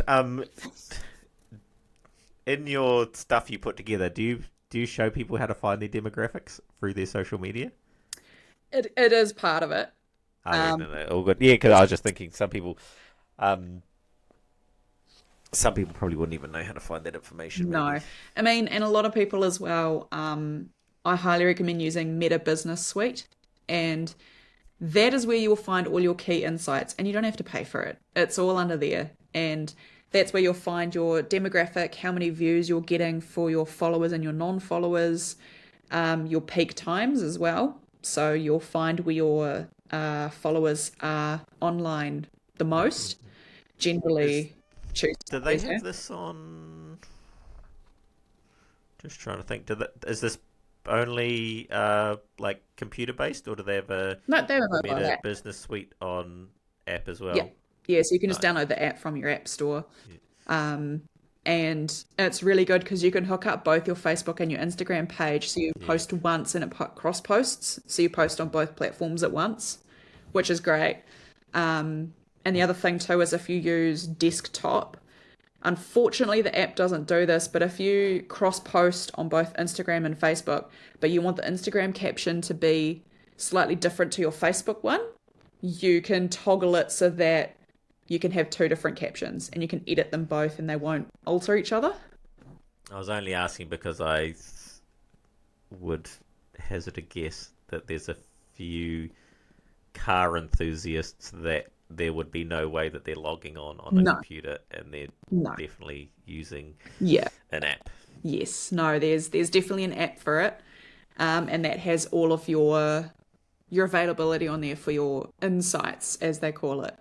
And that's where you can manage if you wanted to boost as well. That's where that's all hosted and held. Um, you can also plan like use the planner. So I use the planner a lot for my own social media and the D1 pages, and Xair that I was a part of this year as well. So the planner is the easiest way to structure your social media posting because you can. Back when I was a social media coordinator, bloody back when the dinosaurs roamed, it feels, for a hire company. And we would be posting 2 months in advance or planning the posting 2 months in advance. That allowed for anything like if you were sick on one week, doesn't matter because you've got content scheduled. If something happened in terms of, I don't know, the business had to close for some reason or another, and go on holiday or anything like that, you've got backup posts saved there. Also means you're not having to wake up in the morning and go, crap, what do I post today? You've already thought about it.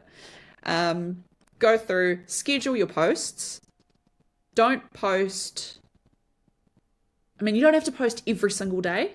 I would recommend 2 to 3 times a week. Stagger them Tuesday, Thursday, maybe Saturday or Sunday. Have a look and see where your followers are scrolling and when they are scrolling. So generally, the insights on Business Suite will say something like most of your followers are online Tuesday at 6:30 p.m. So you go, cool. I'm going to post this at Tuesday at 6:35 p.m. And a lot of that comes down to when you think about it, if you come home from work and you plant on the couch for 5, 10 minutes, sometimes longer if you're in my case, and you sit there and you go, okay, I'm going to catch up. And I think it's human instinct to go to Facebook or Instagram and scroll.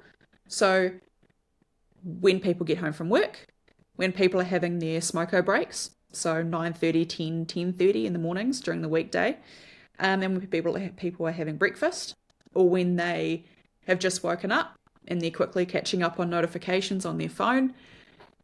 All of those factors will drive your engagement. And it's really important that you don't post, like, I would never post after 9:30 at night, because I feel like that's almost when people stop scrolling for content consumption. That's when the doom scrolling starts. And I do a lot of doom scrolling. My intake, or my ability to intake information past that time, decreases heavily. And so that's why there's like a limit. There's a time where you need to stop posting, because otherwise you'll stop getting that engagement. And by the time the morning rolls over, new content has come in, and the post you put up last night is all the way down here, and the shiny new thing is up here. So if you are at 10 o'clock at night and you want to post a cool photo of your car you've just taken, schedule it for 7 a.m. the next day, because that'll be the top thing in people's news feeds when they open their phone in the morning. My my thing would be, it would depend on what the post consisted of. You promoting your own If it things. was no, well, because if I'm posting something that's entertaining for a wide variety of people, then it's gonna go everywhere. Whereas if it's very specific to your niche group, you're gonna need to hit it when they're on. I think it's all very much does come down to, yes. You just have to give a few goes at everything. You It takes a do. while. You've got to find what works for you, and that's what comes down to. Who cares if you post something and you don't get a lot of likes? Likes isn't what matters. It's the getting up on the algorithm, getting consistent, and experimenting. And Instagram's really good now. They've introduced the little you can see how many views you've had on each post when you go into your profile.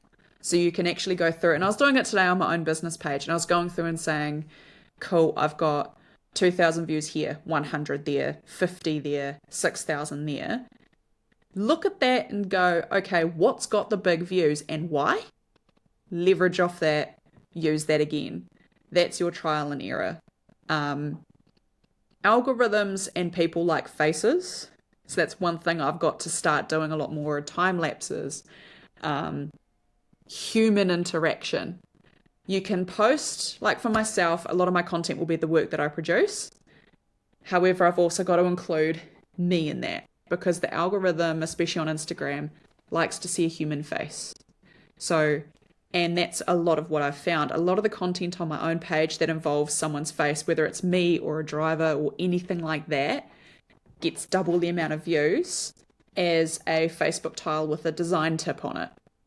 So it's little bits and pieces here and there that include your face every now and then, just to bump your numbers up. That was one of Isaac's things as well. Is open with a face. Yes. Was one of his recommendations. Yeah, because people like to see either who's talking. His was more YouTube focused, actually. Same principles clear that though. up, but yeah. Yeah, people like. I always think of, people always say algorithm this, algorithm that. But it's not necessary. It's the algorithm just figures out what people like to watch. Yeah. So if people like faces, then the algorithm's going to be like, oh, obviously this thing works, so I'm going to feed lots of people that. And it's easy for the likes of TikTok. It's easy to change your algorithm, because you just like a whole bunch of videos on one particular topic, and then your newsfeed gets covered in that particular topic. So, yeah, it's one of those things that good old AI has managed to tailor to each person. But again, it's all down to experiment, see what works, and see what you're comfortable with as well. Because I'm quite big on like not putting on a show. Yeah, not putting on something that's not you. Yes, because you can only pretend for so long, and then if it's not you, then you're going to get over it. People are going to be able to tell that it's not you, and yeah, you just get tired of trying to what would you say, like act, I guess. Like, it's far easier just to be you the entire time, and there will be a demographic that likes that. And be consistent. Mm. Because if you're changing up your tone of voice or like what you produce every month, then people get confused, um, and people get sick of it, and they'll just stop watching. They'll stop tuning in, because they don't know what version of you they're going to get. Um, and it could, I mean, if you broke that down into a cellular level as well. Now I'm getting technical. Now I'm getting scientific. You could almost say that it creates a little bit of distrust because they don't know which is real and which is fake. So being consistent, means that people will subconsciously like magnet to you. They'll attract to you because they feel like they can either relate to you or they can trust you. Yeah, there's all sorts of psychology behind it. It's crazy. Um, are you still into the photography thing? Do you still do a bit of photography, or have you more A little bit. gone towards videography? I was gonna just yeah, Um, Actually, at the moment. maybe finish off on some photography. Oh yeah, yeah, I can do Wow, I did. I bought a camera a while ago, but I'm not really that. good at it. But it would be one of the first. Would it be? Oh, I might have had a. No, I did get a gimbal thing before that for a phone. No, because I was thinking, was it the first sort of Ah, foray into uh content stuff? yes, yeah. Because I do like photography, but you don't really learn how hard photography is until you try and take photos. And put a DSLR camera onto manual mode, and then Yeah, well, yeah, you know, just there's so many things to it, yeah, and you do come from the photography. whole photo background. Mm. It's definitely something that, as much as the world is evolving to video, and people are hiring videographers and things, I still think there will always be appetite for photo. Um, and it's actually a struggle I had with myself with, do I go to videography or do I stick with photography? And what I've done is like a little happy medium where I do a little bit of both. Because as much as video is helpful, you can't put a video in a sponsorship proposal, or you can't have a video as a cover photo on Facebook or anything like that. You used to, but unfortunately, Meta took that away. So there's always going to be appetite for photography. The Like, for anybody starting out with photography, I highly recommend getting a camera, putting it on manual, and figuring out what each of the settings do, what your shutter speed, your aperture, your ISO, what it all means, and what each element does or doesn't do. Pinterest is really good for like cheat sheets on when you should use a higher ISO or a lower ISO or anything like that. Really good cheat sheets that you can just save onto your phone. Um, Obviously, going from daylight to shade to inside, to like three totally different areas and three totally different settings. So the sooner you nail that, the easier life is going to be for you. Um, the other thing is it's okay to make mistakes with photography. So I've made a lot of mistakes. I've made a lot of errors. I have gone with full days of photographing things, come back, looked at it, and gone, all of these look terrible. I hate it. What am I doing? Yeah, it's okay to do that. It's not the end of the world, especially if you're starting out and you're just doing it for funsies. Um, I've come back, and luckily, especially Lightroom AI can remove things like grain from an image. And grain is when you zoom into an image and there's just like tiny little millions of dots everywhere. Generally, that'll be because you are in a dark environment and you've taken a photo, and things like your ISO is at the incorrect rate. So, um, a good example, if you are photographing things in really low light, so if it's really cloudy, your chance of grain is higher because your camera is trying to compensate for that. Um, ISO is like the sensitivity, eh? yeah, yeah, The how much sensitivity light of it the. basically lets in. Um, So it's things like that. And I've made lots of mistakes where I've put so much grain into images accidentally and I've come back and I've gone, oh my God, what am I doing with my life? Um, but practice, just practice. Um, the other thing is find your photography style. So it took me years to find what I like to, or how I like to edit my photos and how I like to present them. What would your photography style be? At the moment is true color and vibrant. Um, I went through a phase of putting, What does that mean? well, like, I went through a phase of going through a whole lot of putting filters over top of them to like try and make them look like an aged photo or an orangey filter or anything like that to try and make them look a little bit more snazzy. Now I go through and I make sure it's all true to color, so I try and make sure that the greens are green and the blues are blue, and um, so that I'm looking at it on the screen as though I'm looking at it in real life. Um, Do you do all sorts of photography? Mainly do cars, or do you just smash out a bit of I everything? don't like to photograph people, Oh, okay. which really is the moneymaker in photography when you think about it.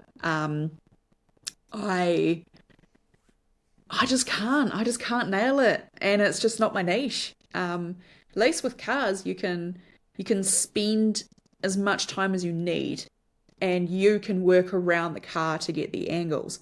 With people, they can only stand still for a certain amount of time. um, so I try and stick to the motorsport side of things or just object side of things. I went through a phase of landscape photography as well, but again, that's a whole nother skill set that at the moment, I don't even have the patience nor the time to learn, to be Yeah. honest. I admire the people that especially do the like galaxy photography and the nighttime stuff. Oh, Oh, jealous. because I don't. People might not even understand how hard taking a good photo Yeah. is. But like, if you just pull up your phone and try to take a photo of something Hmm. and make it look good, it is very challenging. Yes. Whereas when you get like someone who knows photography, they can make a photo of just about Mm. anything look good, and Mm. it doesn't really cross your mind when you look at a photo because it just Yeah. you know And it's all it just about, seems to make sense, and that is the yeah. skill in photography. And like angles. Um, you can make anything look totally different by slightly adjusting an angle of how you're taking the photo. So, say you're photographing a car. Um, if I am, and I'm actually going to be at a photo shoot tomorrow morning, funnily enough, for a very rare BMW that has been wrapped a different color. So that content should be out hopefully next week. But the first thing I'll do, I need to scope out locations tonight. So I need to make sure that we know where we're going. We'll get to the location, praying that it isn't raining. But we'll get there. I'll say, cool, turn your steering wheel on full lock so that so that you don't have straight wheels. They're like this. And that is because that adds a bit of like dynamic feel to it. It's not just a car that's sitting on a road. You've got the wheels turned. I will then position And which way myself. they are turned is also very important. Yes, because you want the wheels turning this way and then you want to be standing like here so that you're photographing towards it. You don't want to be here. Yeah, Mm. it's making sure you're giving it the best like angles and the best presentation of it as you possibly can. Um, the other thing is I will be shooting in aperture priority mode or AV on the camera. So that just basically means that it's going to prioritize we call them depth of field. So it means that my subject is going to be crisp and the background's going to be blurred.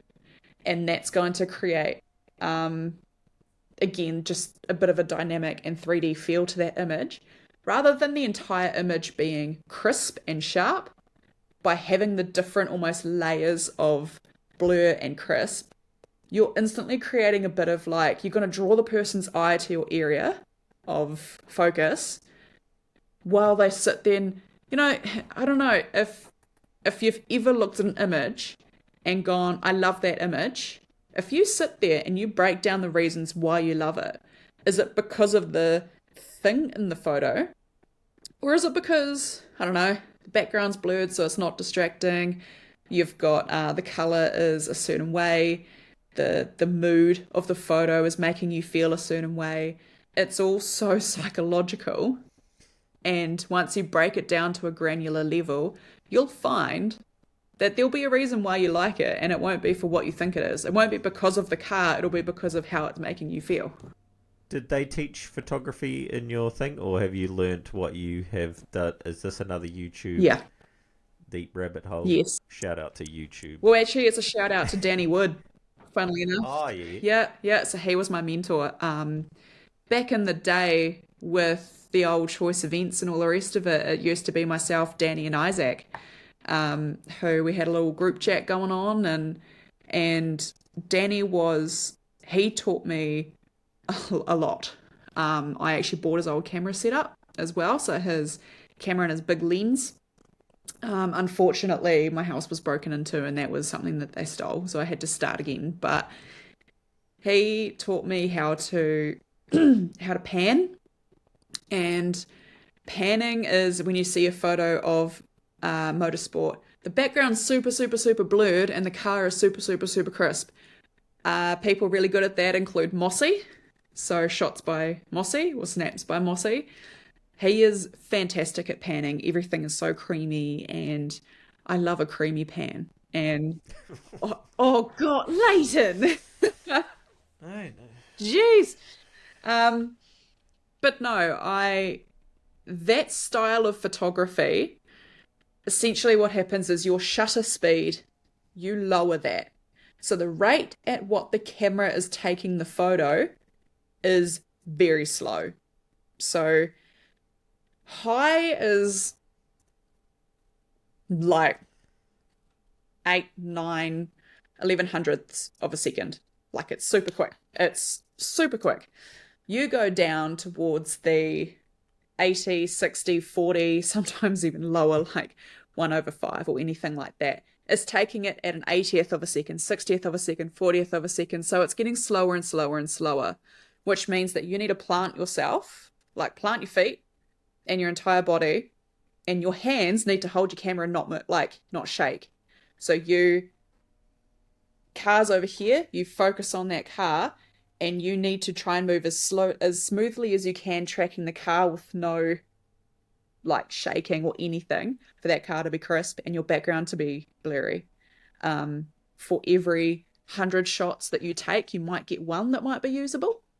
Creates a lot of movement. Does. Looks like a lot of movement in the image. Yeah. Yes. I was actually talking to Whippy about Yeah. this. You also have to know the corner that you're shooting quite Yep. well. Yeah. Yep. Because if the car moves in the suspension around, whatever corner or Yeah. whatever part of the track you're shooting on, if it moves, essentially you can't use it because it'll just be a big blur. Mm-hmm. Yeah. Upwards and downwards. Yeah, I was like, I never even thought of that. Yeah. And you've got tracks that are really great for it and some that are really bad. The Manfield hairpin is fantastic because you have such a long range of sight, and the corner is like it's big enough that you have time to set yourself up, and they are sideways for long enough around you that you can reset slightly if you have to. You've got such a wide range of available shot space, basically. Mount Smart, not as great. Not only do you take into account the fact that it's a night round, so it's dark, but the corners are very snappy and it's a very enclosed track, and I feel I personally struggled taking photos of it like that because you've actually got to be on the game, you've got to be on the ball. You don't have room for error when you've got that. And so if you stuff up a shot, you don't get a second chance. You don't get to halfway through the run quickly, like whether it's refocus it or anything like that. You just don't get the chance because there's no time. And so that's why generally if I'm at a track day photographing stuff and I go, cool, I've got everything that I need, I'm going to start experimenting, which is generally, depending on the type of motorsport, halfway to 3/4 during the day. I'll just start lowering that shutter speed and I'll see how low I can get it until it is fantastic and until it is perfect. Because I know that it's not going to matter. It doesn't matter if I don't get this shot. It doesn't matter if I take 250 shots and get 2 photos that I can then process. It's just that experimentation, and That's the most satisfying thing when you open it up on your computer and you go, oh yeah, I nailed that. Still got it. Because I think it's probably quite important for like, especially maybe a driver who would want to hire someone to take photos of their Mm, cars to realize that it doesn't matter how flash the person's gear is yeah. or all these other things. There's still a lot of knowledge, Mhm. based on using the camera right and even knowing the tracks right. Mm, Because if you don't know the corner well and you're trying to get a certain shot and they can't get that shot, yeah. so there's many things to consider in photography. And Yeah. if you're unaware, then you just see good photos and you're like, Yeah. this shit's easy. Yeah. And But the fact that these people actually know quite a bit yeah. is why it looks so easy, Yeah. because they just look like they're out there just pushing a Fix, button. you know? Yeah. Yeah. The camera does all the work. You'd think, oh, I'm going to go grab a camera and then I'm just going to bang out some Yeah. photos. Yeah. I wish it was that And easy. yeah, and that's the thing, you don't even realize until you give it a whirl. Yeah. So, someone getting into photography, there is no point, unless you're really, really ridiculously rich, in getting the best camera out there, Mm, because there's so much to learn yeah. Start small. that you might even give up I before. mean, you might find it's not for you. Yeah, It, yeah. Once yeah. once you figure out, I bought a camera. Yep. It definitely wasn't the flashiest camera, but then you like give it a whirl and you're like, man, Mm, there's so much to this, yeah. to actually getting a good And photo. it took me years to get used to all the settings and knowing what did this and what did that. And, when I moved to Christchurch, I didn't pick up my camera for a year and a half, 2 years. And so when I finally did pick it up, I had to refresh myself, especially when it came to panning, because it's such muscle memory, of making sure that you get that shot. And for me to be out of the game for what felt like forever, I had to sit there and reacquaint myself with everything, because cameras hold a lot of power these days. They have their own Wi-Fi source, their own Bluetooth source. You can hook your camera up to your phone so you can constantly see updates on your phone as to what your photos look like. It's the technology in them is great, but again, getting into it, you don't need the top line stuff. Um, I see younger people floating around with just a entry level Canon DSLR with the kit lens that you get with it. And the photos they produce are mint. They're great. Um, how they then put it through the post production process and things, they have their own style, they have their own flavor to it. That is what is the really cool thing about photography. It's you, it's your style, it's seeing the finished product. Um, and that's what creates it. It's not about, I know plenty of people with all the gear and no idea and go out there and I mean the I'm very picky when it comes to choosing photos to upload. I don't batch upload. I don't like that. I don't like going through and uploading every single photo on my SD card. I mean, not only is there a few thousand photos at the end of the day, but I go through and I choose what I want to represent my name with. And if there's a photo in there that when you zoom in is slightly blurry on the subject, I just won't even edit it. I'll just move on to the next one, because that's not what I want my photos to be. I want them to be something I look at and am proud of. And it not only represents me, but it represents the driver, the track, the sponsor. There's so much to consider. And there is so much talent out there too that I almost strive to be like up there with them, up there with the Mossies, the Whippies, the Rays of the world. They are like up here with their level of quality, and I'm just down here like I'm trying, I'm trying. um, yeah, it just keeps striving me, and some of the stuff that's coming out with the photographers now, it's just driving me to want to try new things. The At the moment, yeah, this BMW that I'm photographing with it's a collab between myself and another sign writer, and he's got this workshop and it's so cool. They've got black painted interior walls with massive light bars up the sides, and the light that's reflecting off this car is a dream for me to photograph because I'm looking at it going, oh my God. And I was editing the photos earlier and I sent him a photo and he's absolutely stoked. But I'm sitting here going, oh my God, like I look like I know what I'm doing. um, and it's taken me however many years to get to this point, but it's so satisfying once you nail it. So it's one of those things that, yes, it may be hard to get into, but I tell you what, once you've nailed it, it's so satisfying. And also chuck them on canvases, put them in the wall. I've got my three favorite my first season of photographing D1. I took my three favorite photos and I put them on canvases.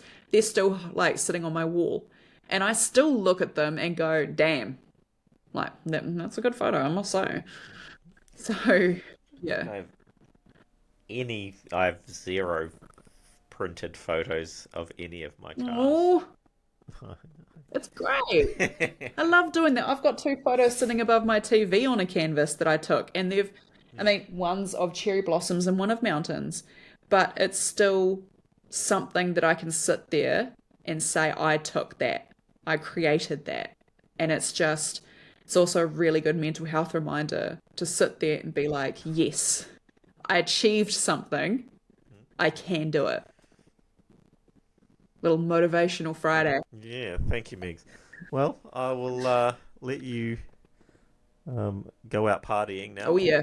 Yeah. It's late on a Friday night. Oh. Um, but thank you for sitting down No, thank and you. having a yarn for me. Yeah. No, it was great. If people want these, what would you call them? Guides? Sponsorship helpful guides. These guides. They can go to where would they go? So I have a website, so it's www.mfcollective.com. Also on socials, so Facebook, Instagram, TikTok, all under MF Collective. All the links are available there. And again, the guide is free to download. So just chuck your email address in, hit download, and it gets sent to you. And that is yours to keep. Is that all business adventures? Do you share your personal adventures if people I want to do. check out all your other? I mean, Is that in the MF? I've got, so the MF Collective page, that's got all the updates, and generally as well, that contains some livery reveals for some people too. So if you're interested in that sort of thing, go and jump on. My personal goal will be to start providing a little bit more of my face on there as well, so people see that I am in fact a female and not the bro. But also too, so that people can start to get to know me a little bit better. And I'm always willing to help out. So And see what goes on behind the scenes of exactly all all the antics that I get up to. the. Well, thank you, Megs. Thank you.